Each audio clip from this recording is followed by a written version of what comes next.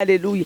Rero umugore w'ubwenge, umugore azi ubwenge, umugore azi gusenga, yikorera imitwaro yabo mu rugo rwe akayizana imbere y'intebe y'Imana. Haleluya. Haleluya. Ntasinzira. N'umunyabwenge, azi ingene atreta Imana yiwe. Haleluya. Azi ingene aganira n'Imana yiwe.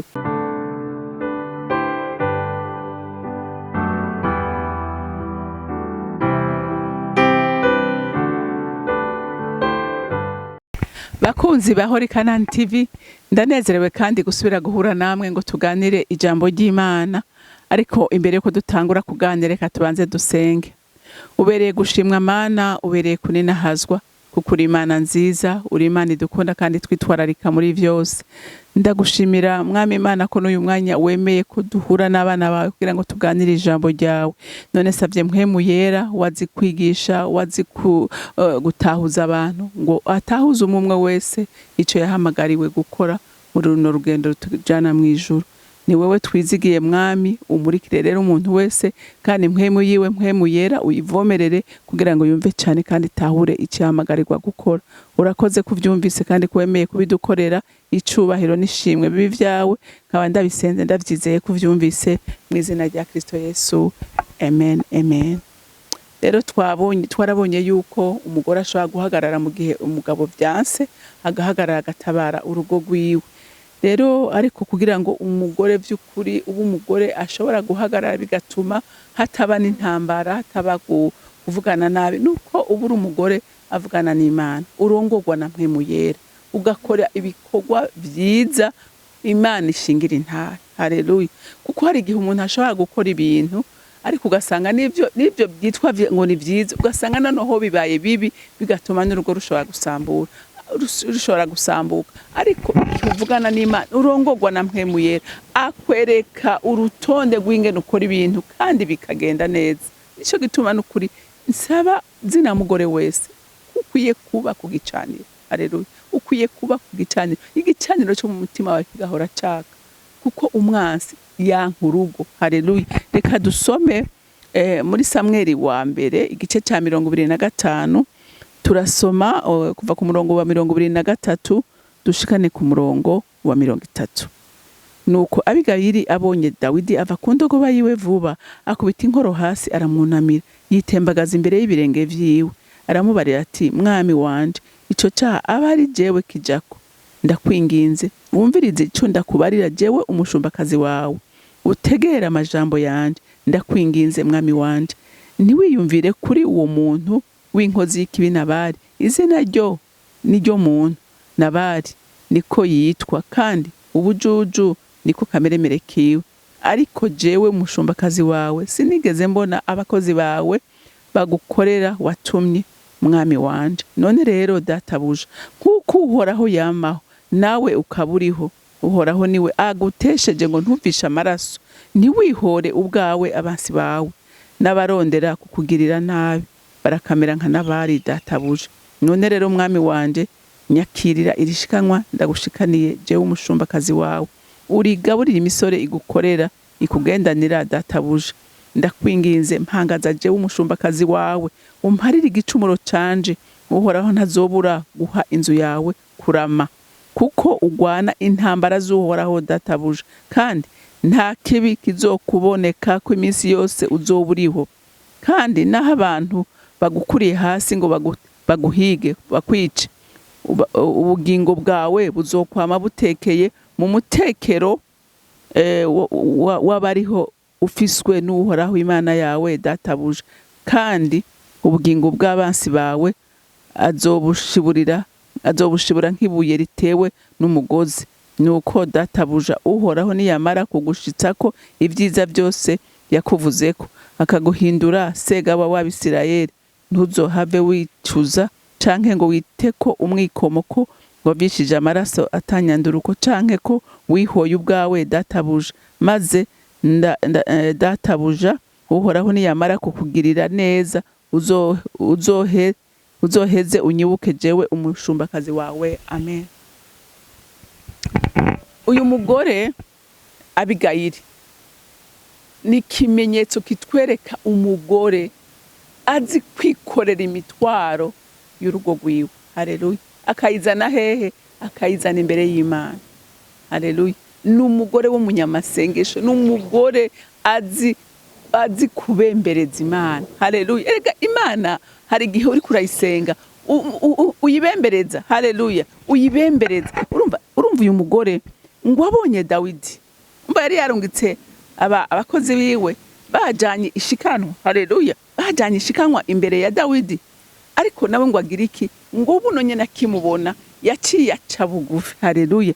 Ava ku ndogoba yiwe ngo yikubita ku birenge vyiwe, aramusaba imbabazi. Haleluya. Icaha ciwe c'umugabo wiwe aracikorera. Haleluya. Rero umugore w'ubwenge, umugore azi ubwenge, umugore azi gusenga, yikorera imitwaro yabo mu rugo rwe akayizana imbere y'intebe y'Imana. Haleluya. Haleluya. Ntasinzira.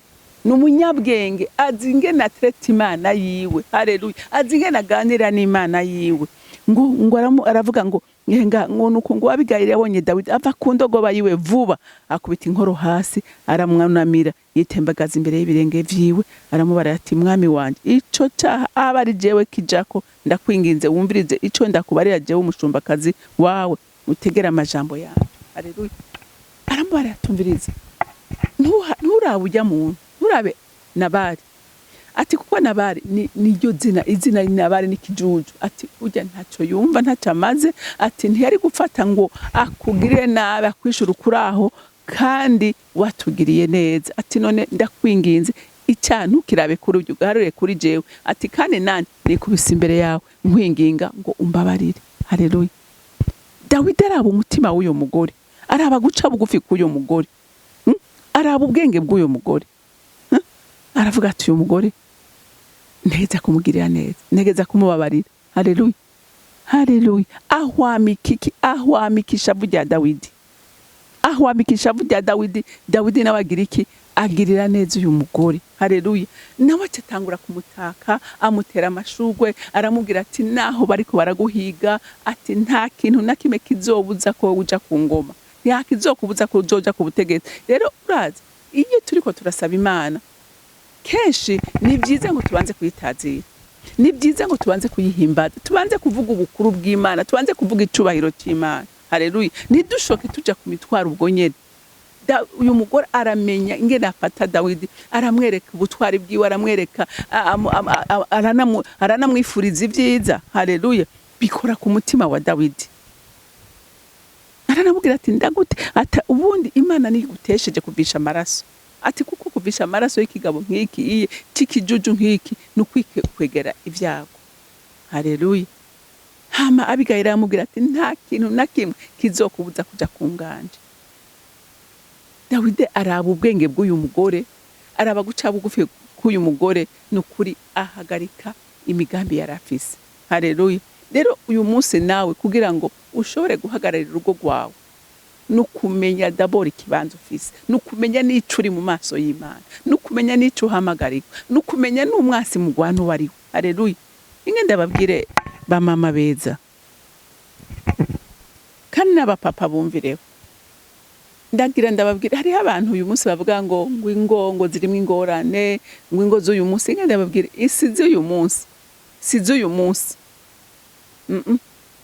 Umwasi wa mbere Satani yanka urugo kuva rukiremwa, yanka urugo kuva umunsi rubaho. Umunsi Imana irema Adamu yamuzaniye umugore.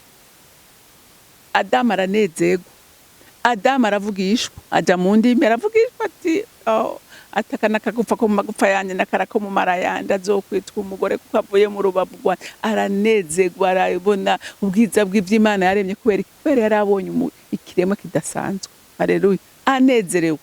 Ariko umwasi kuko yari afise umugambi mubi ku rugo, mwabonye ivyo yakoze, ntihaciye kabiri Imana ije kurondera Adamu, iramubaza ngo Adamu uri hehe?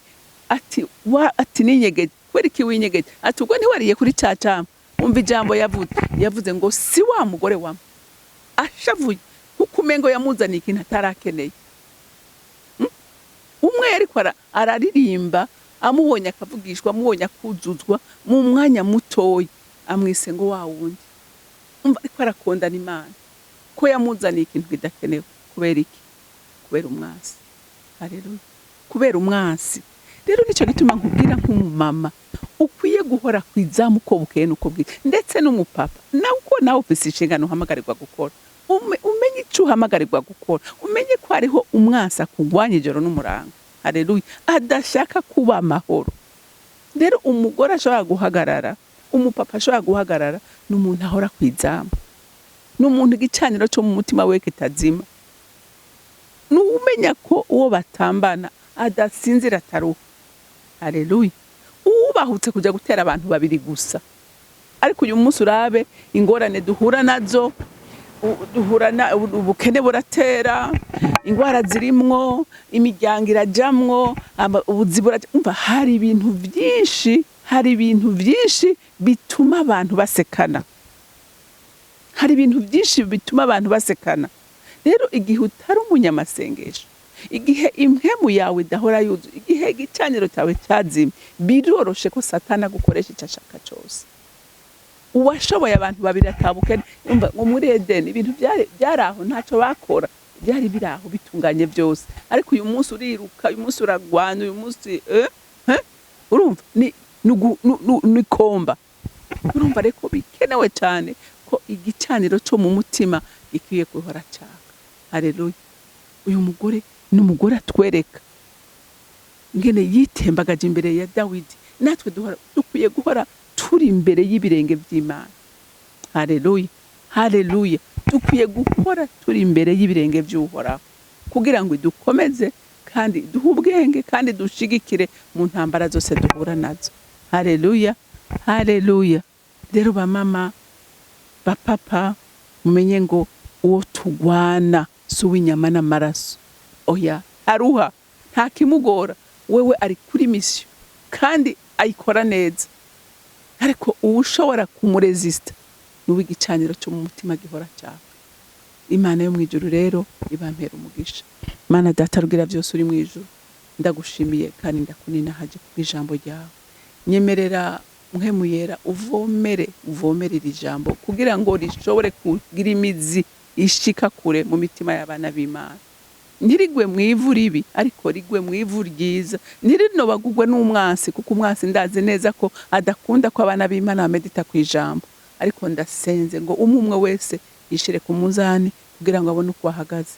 Data uzobukoze. Ndagushimiye kandi ndakunina haje icubahiro cyose n'amashimwe yose aba yawe. Abanda bisenze ndabyizeye ko byumvise mu izina rya Kristo Yesu. Amen. Amen.